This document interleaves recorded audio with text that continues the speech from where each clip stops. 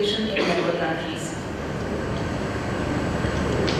With the changes in Myanmar, SASAC along with Myanmar lies at the center of Asia's transformational trio, which is the PRC, India and Southeast Asia.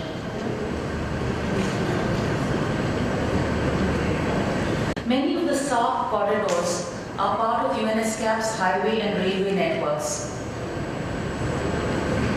South Asia has one of the largest railway networks in the world, spreading over 77,000 route kilometers, of which 70% is with 3 countries, India, Pakistan and Sri Lanka.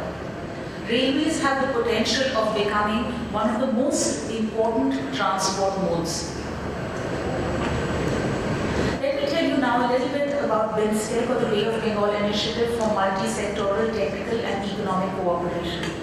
BIMSTEC connects 2 major trading regions, South Asia with Southeast Asia.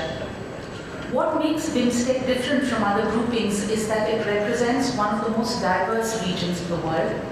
The region can be clustered into 2 distinct economically linked areas, Myanmar and Thailand, linked through ASEAN and GMS, Bangladesh, Bhutan, India, Nepal and Sri Lanka, linked under SASAC and SAARC.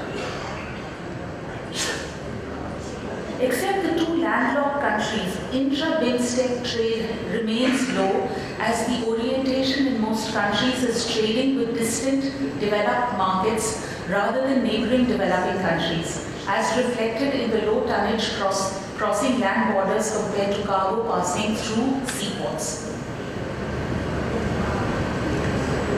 The Economic Research Institute for ASEAN conducted a study which shows that developing the Mekong-India economic corridor would raise GDP of Thailand and Myanmar by 1.9 and 4.8% respectively. The MIEC will reduce travel distance between India and Thailand by over 40%. The potential of trade creation under the BIMSTEC Free Trade Agreement has been estimated at between 43 and 59 billion US dollars. As in South Asia, the generally poor state of transport connectivity is seen as the main constraint to raising the volume of intra-BIMSTEC trade. Quality roads and seaports are both needed to unlock regional trade potential. This is referred to as the twin bridgehead connectivity concept. The gains from improved transport systems are magnified with the advent of supply chains. The ADB-funded updating of the BIMSTEC transport infrastructure and logistics study identifies a preliminary set of high priority and then short to medium-term connectivity needs for the BIMSTEC countries and upgrading these roads to Asian class Highway 1 and 2 roads. Besides SASAC, ADB also acts as a secretariat and lead financier and partner for the Greater Mekong Sub-Region, or the GMS program, and together these are the key drivers for BIMSTEC.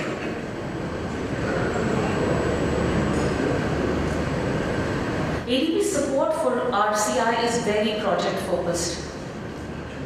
There are 4 main projects ongoing under the SASAC program which involves India. The Bangladesh-India Electrical Grid Interconnection Project, operational since end of 2013, facilitates power supply of 500 megawatts into Bangladesh from the Indian grid. The SASAC Tourism Development Project supports the development and improvement of infrastructure in Nepal, India and Bangladesh around culture and Buddhist sites. The SASAC Trade Facilitation Program loan for policy support is being provided to Bangladesh, Bhutan and Nepal. India and Bhutan have commenced discussions on implementing an electronic tracking system to facilitate cross-border transit transport along the Kolkata-Phuntsholing corridor. The SASAC Information Highway project was actually the first cross-border project in South Asia, though India was not a borrower.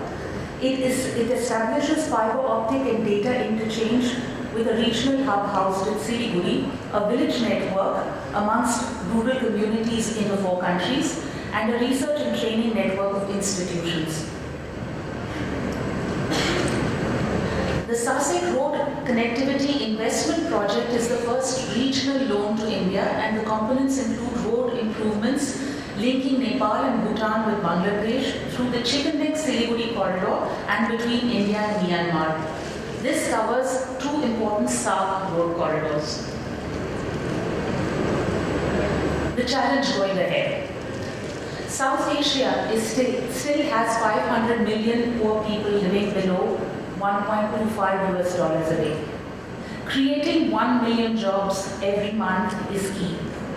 South Asia needs better jobs in industry and services with higher productivity. Unfortunately, agriculture with low productivity continues to be the major provider for employment in most of the countries of the region, and it is almost 47th in the case of India. Three enablers are identified for growth in the emerging Asian scenario: trade facilitation, global production networks, and economic corridors. The first enabler is trade facilitation. South Asia lags other regions in trade facilitation indicators. It costs 35 days to export or import in South Asia compared to 7.5 in East Asia. The average rank of South Asian countries in the ease of trading across borders is 134, as mentioned in the last session. The impact of improved trade facilitation on GDP is much higher than the reduction in tariffs. The second enabler is global production networks. Due to technological changes, distance premiums of trade have come down significantly. This has led to changes in the way world manufactures and trades. Global value chains have become important and trade in intermediate goods has become dominant. South Asia has benefited from global production networks. Ready-made garments in Bangladesh and auto ancillary in India are good examples. Yet, the region's share of world's production network export is still small compared even to Southeast Asia. India, for example, is a very small player in global value chains.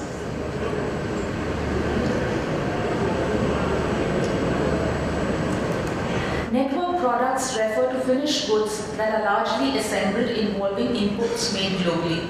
That is, products that are not made in one country from start to finish, and network trade includes these assembled goods and the parts and components involved in them. The potential for increased GDP through participation in global value networks is very high.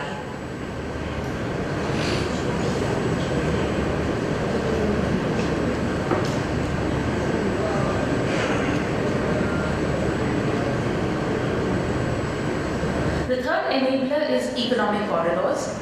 Economic corridors provide important connections between economic nodes around urban areas and trade and transport corridors. For example, the GMS program has achieved impressive physical connectivity through the development of sub-regional transport networks, power interconnections, and telecommunication backbone networks, which has led to the development of economic corridors. Since 1992, over 15 billion has been invested in GMS projects, and ADB has financed about a third of this amount, with almost 80% going into transport projects. In the national context, India's Delhi-Mumbai Industrial Corridor is developing high-impact nodes on either side of the dedicated freight corridor. India's East Coast Economic Corridor has strong regional implications due to the maritime connectivity to ASEAN. I will conclude here by underlining the importance of enhanced connectivity and regional economic cooperation and integration. The gains from improved transport systems are magnified with the advent of supply chains wherein premium is placed on logistics, on moving goods rapidly, reliably, and cheaply. Building transport corridors and regional transport infrastructure development, both hard and soft, that is linked with investment, production, and trade potentials forms the basis for economic corridor development. And India's leadership is important in driving this process across South Asia and Asia. Thank you.